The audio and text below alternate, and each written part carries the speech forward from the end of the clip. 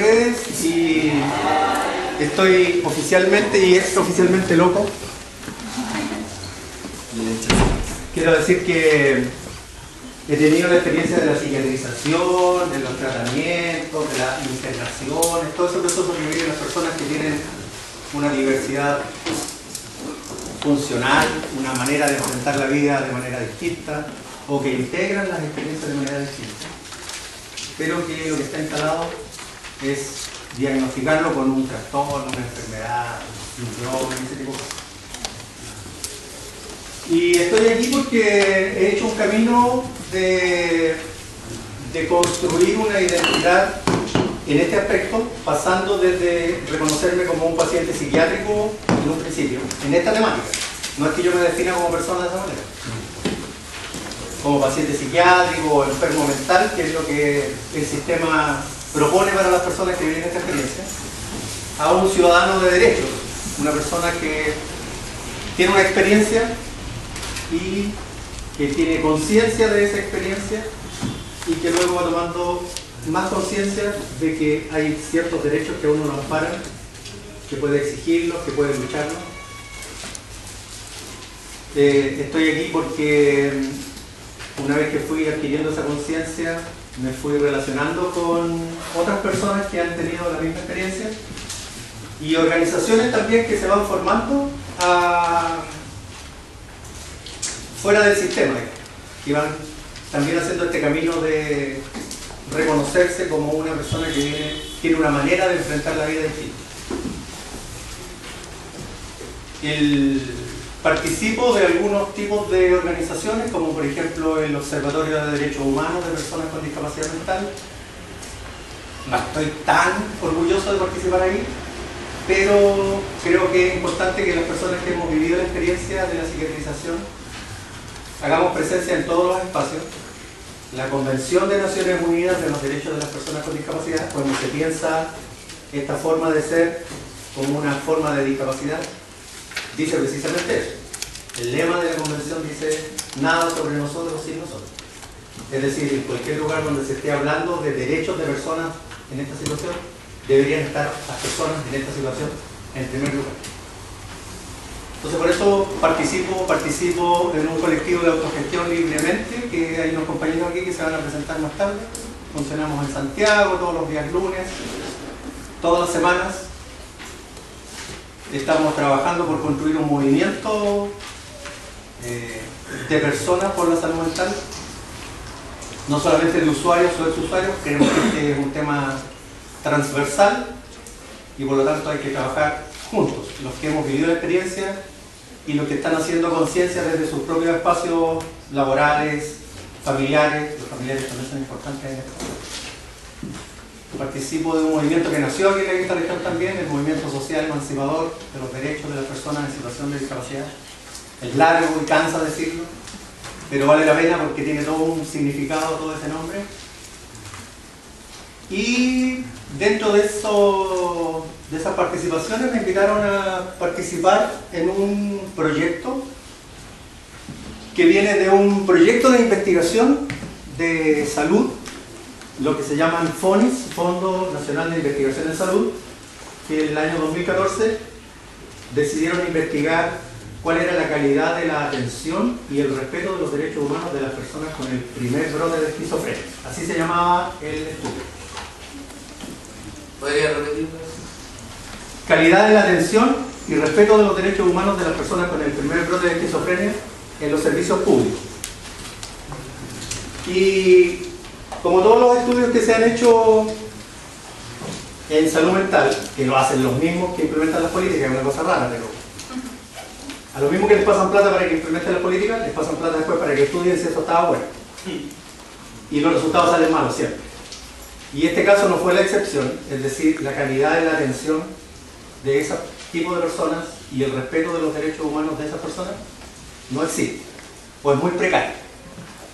Entonces los que estaban participando, dirigiendo esta investigación, se dieron cuenta de que a pesar de que les preguntaron menos a los propios usuarios, es decir, le preguntaron menos a las propias personas que recibieron esa atención, a pesar de eso, le preguntaron más a los familiares y a los funcionarios, el resultado igual que mal. Pero especialmente era malo cuando le preguntaban a las personas. Obvio. Porque somos locos, pero no tontos. Entonces nos damos cuenta cuando nos maltratan, nos damos cuenta cuando nos tratan mal, nos damos cuenta cuando nos utilizan, nos instrumentalizan. Y entonces pensaron que sería bueno incorporar en la etapa de difusión de ese estudio un documento que diera cuenta de esa realidad, que los usuarios tenían una visión especialmente crítica sobre la atención en los servicios de salud mental y el nivel de respeto de derechos que ahí existía. Entonces nos invitaron a participar en un grupo de personas. El factor común era que todos o eran usuarios o exusuarios, en el caso mío. Por lo tanto, teníamos la experiencia de la psiquiatrización, de habernos atendido alguna vez o estarse atendiendo en los servicios de salud. Y nos convocaron ahí junto con un par de profesionales, Juan Carlos que está aquí y Roberto, y nos juntamos a construir un documento, no necesariamente iba a ser un manual, ni nada, sino que fue un documento que diera cuenta de esa idea. Y habían unas propuestas de metodología, qué sé yo, preguntas, focus group y eso. Y empezado a conversar, como esperamos que suceda hoy día también, se transformó en una asamblea ese grupo. Y empezaron a surgir espontáneamente entonces las experiencias que cada uno de nosotros habíamos tenido en los servicios, que las plasmamos en el manual, y que es la primera parte que el manual tiene, que lo construimos como un manifiesto, y le pusimos manifiesto de los locos por nuestros derechos. Y entonces por eso el grupo de trabajo se llamó así, Locos por Nuestros Derechos. Y yo quiero leerles brevemente el inicio del manifiesto para que se hagan una idea de más o menos cuál es el espíritu que tiene el manual, porque el manifiesto como que transmite el espíritu del manual. Y luego contarles en qué consisten las otras dos partes y que después conversemos qué les parece y qué piensan de esto, porque esto es un documento que construimos ese grupo de personas, pero que siempre lo consideramos como una construcción participativa y dinámica. Es decir, es un documento que desde el principio quisimos ponerlo a disposición de las personas interesadas. Lo pensamos siempre también como una herramienta de capacitación para las personas que se atienden en los servicios de salud mental, para sus familiares, pero más allá incluso para los trabajadores de la salud mental, para los equipos que trabajan en los dispositivos y también para las personas que se están formando y que en algún momento van a tener relación con esta situación. Particularmente los que no son médicos, porque no tenemos mucha esperanza en los médicos. Más bien tenemos esperanza en los otros tipos de especialidades. Los trabajadores sociales, los psicólogos, los terapeutas ocupacionales, los enfermeros. Entonces, hemos estado haciendo un proyecto de difusión. Quisimos hacer, una vez terminado el manual y que se imprimió, quisimos hacer un proyecto de difusión de la manera tradicional. Entonces fuimos a entrevistarnos con gente del Ministerio, Mauricio Gómez, Rafael Sepúlveda, los del Olimpo de la salud mental, los que toman las decisiones, y nos recibieron muy bien, que era muy novedoso, espectacular, la visión de los usuarios, esto es único, sería bueno, y nos llamó. Porque inmediatamente la idea era que ellos propiciaran las condiciones para poder acceder a los dispositivos. Porque cuando uno quiere hablar con las personas que viven esta experiencia, normalmente lo tiene que pasar por los profesionales que están en los dispositivos, que es muy difícil saltarse esa etapa, porque hay mucha infantilización, mucha discriminación, autoestigma, estigma, en fin, sobreprotección, o hay que pasar por los familiares. Entonces, bueno, no nos quedaron mucho, salvo unas felicitaciones de rigor, nos pidieron que suavizáramos un poco la mano, porque lo primero que... Y esto nace espontáneamente, esto no está intencionado, nace espontáneamente, es un...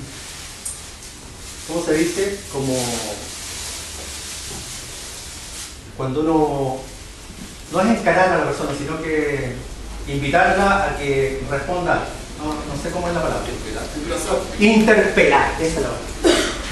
Los primeros interpelados son los psiquiatras, porque son los que toman las decisiones, los que la mayoría de las veces dirigen los equipos, sabemos que son los que toman las decisiones a nivel política pública.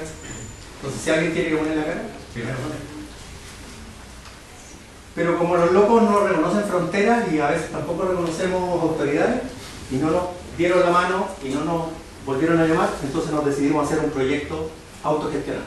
Y hemos andado viajando como rockstar de la locura por diferentes regiones, diferentes universidades, dispositivos, proyectos de la sociedad civil, presentándonos y contando cuál es la experiencia. Y ha sido una súper buena experiencia, porque es una propuesta ética, decente, con sentido, con profundidad, que está basada en la experiencia, en la realidad. Quizás no es científica, pero tampoco es metafísica como la psiquiatría. Entonces pensamos que es un aporte. Y está basado sobre los mismos elementos que estas personas que toman las decisiones validan. Es decir, esto está pensado desde la Convención de Naciones Unidas, desde las recomendaciones de la OMS, desde lo que se supone que son las políticas de salud mental comunitaria del Ministerio de Salud, está pensado desde ahí. Entonces no hay cómo rebatir lo que el manual entrega. Pero como les decía antes, la idea es que sea una propuesta, un trabajo dinámico y de construcción comunitaria. Porque está bonito el manual, no porque haya participado, está bueno, pero todavía le faltan muchas cosas. En este proceso de difusión que hemos estado haciendo, nos hemos dado cuenta que todavía está un poco técnico, por decirlo de alguna manera, si pensamos en la realidad de las personas que viven la psiquiatrización. Porque o no tuvieron la oportunidad de terminar la escolaridad, o los medicamentos los tienen demasiado sometidos y no tienen, o no pueden, no tienen, o desarrollan y mantienen las capacidades cognitivas para mantener cierto nivel de concentración, en fin.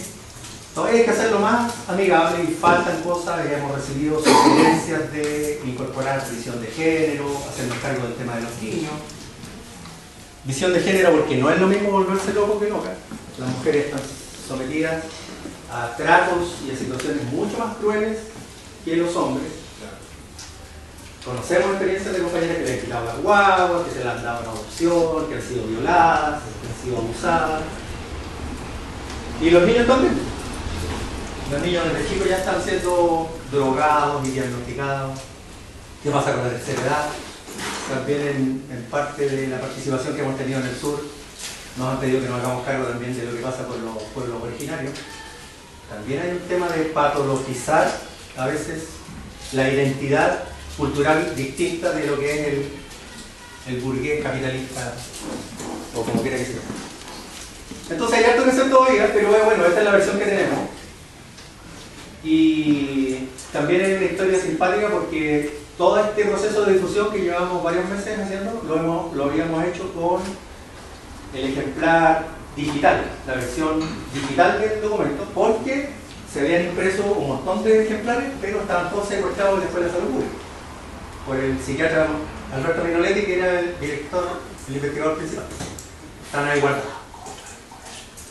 Entonces, como los locos somos soberbios además y revolucionarios, ya rescatamos la vida. Logramos que le dieran el alta administrativa.